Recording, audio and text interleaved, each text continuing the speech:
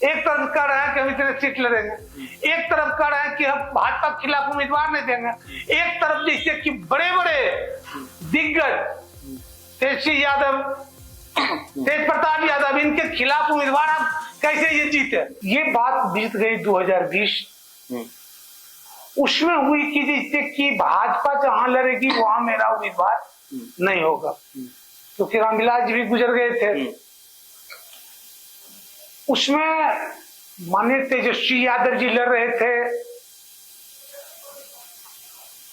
राघोपुर से, वहां चिराग पासवान अपने आप को वहां उम्मीदवार देना सुनिश्चित किए। हसनपुर तेज प्रताप जी लड़ रहे थे, वहां चिराग पासवान जी सोचे कि उम्मीदवार देना जरूरी है। एक नीति में एक तरफ से रात दिन कभी एक ही होगा, या तो रात होगा या तो दिन होगा। तो ये सब होने लगा और उस समय का आप प्रचार का रिपोर्ट उम्मीदवार का ये सब देखा जाए, उसमें वोट गिनती के हिसाब से आया, उसमें हमको जो 2005 में जितना वोट आया उतना ही वोट मुझे 2020 में आया। समय हालात होता है सब चीज का, इसी का फायदा आने वाला एलायंस को ये बुझाया कि वोट कहाँ है। हो जाए। अच्छा, तो क्या यही वजह रही, आपने कहा कि चिराग पासवान के इस फैसले के साथ आप नहीं थे, लेकिन अगर उस वक्त साथ छोड़ते तो लोगों को बुरा लगता? नहीं, मैं कभी नहीं छोड़ा। मेरे देखिए रामविलास जी आज मेरे दिल में, मैंने इस चीज को अपना प्रस्ताव दिया। भाजपा का बड़े बड़े नेता इस चीज को जानते हैं, बीच में थे। मैं इस चीज का या तो लड़ना है तो किसी एक से लड़ो, इस सब से हम लड़ेंगे, सबको साथ भी देंगे। जिनको गाली देते चले उनका पैर भी छूते हैं, उस समय भी छूते थे, लेकिन ये बात नहीं आए। जिनके साथ लड़ाई लड़ते थे उनको जिताने का भी काम करने लगे। इस वातावरण तो चल ही रहा था।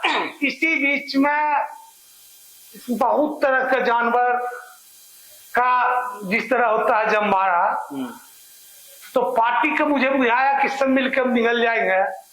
तो मैंने चिराग पासवान जी हो, चिराग पासवान जी का माँ हो, पारस जी हो, ये सभी लोग को जाकर पैर तक पड़ा। लेकिन इतने बड़े बड़े आदमी इसमें लग गए कि कोई इससे अछूत नहीं है। मैं नाम नहीं बोलता, उनका आत्मा जानता होगा। इले कोई दल हो जो भी एनडीए समर्थन में है, जितने भी लोग, सब लोग जानते हैं कि ये कैसे हुआ। मेरा तो कोई रोल ही नहीं रहा। मतलब जेडीयू को उस वक्त नुकसान करने की साजिश रची जा रही थी एनडीए में? एनडीए में नहीं, चिराग पासवान की तरफ से। चिराग पासवान तो जैसे ये बच्चा का खेल जैसे खेल रहा जा रहा है वैसे जैसे कर दिए।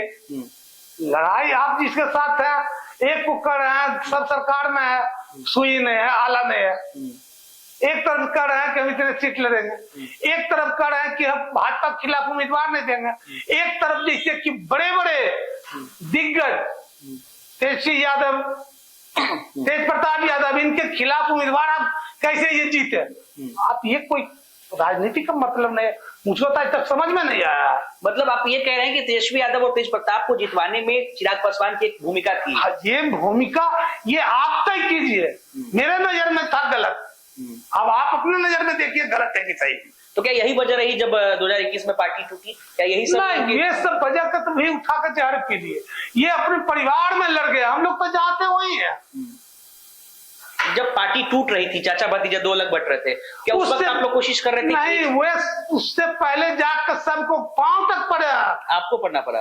जी, दोनों तरफ जाकर। ये लोग तो अपने टूट गए हैं जी। हमको टूट कर भारत सरकार का मंत्री बनना था, लेवल लेना था।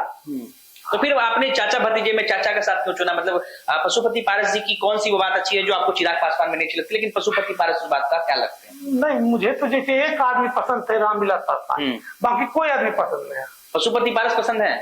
कहते भी एक आदमी पसंद थे, रामविलास पासवान जी, जड़ उन्हीं का थे, नहीं सभ्य थे।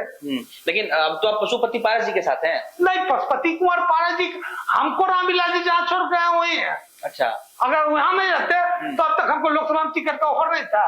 नहीं लड़ते, लड़ते राजनीति करते, लेकिन अस्थिर से बैठे हुए हैं। हम तो उस समय जैसे समझ गए कि जैसे ये तो जैसे जुल्म हो गया और टूट फूट कहते हैं। तो टूट फूट होने का मतलब किसी भी दल का जनसंख्या के आधार पर जैसे कि जायज होता है। जब बड़े लोग जब छोटे को पी जाता है ना तो चिवा जाता है। क्या हुआ? आप पत्रकार हैं, आप हमको ये बताइए कि अभी दिन है कि रात है? आप देख रहे हैं कि दिन है या रात है? क्या दिन है? भी तो दिन है। दिन है। शिवसेना टूटा, उसको सिंबल तुरंत मिल गया। आप शरद पवार जी की पार्टी टूटी, तुरंत मिल गया। झोपड़ी कहां से मिलकर ले जाकर धर दिया, आज तक कोई समझ ही नहीं पाया। मैं इस चीज के लिए भाजपा का जितने लोग थे उनको गरज गरज के कह के भाई कैसे मेरा झोपड़ी बचेगा, क्योंकि मुझे लगाव रामविलास जी के झोपड़ी से था। ये झोपड़ी कैसे बचे?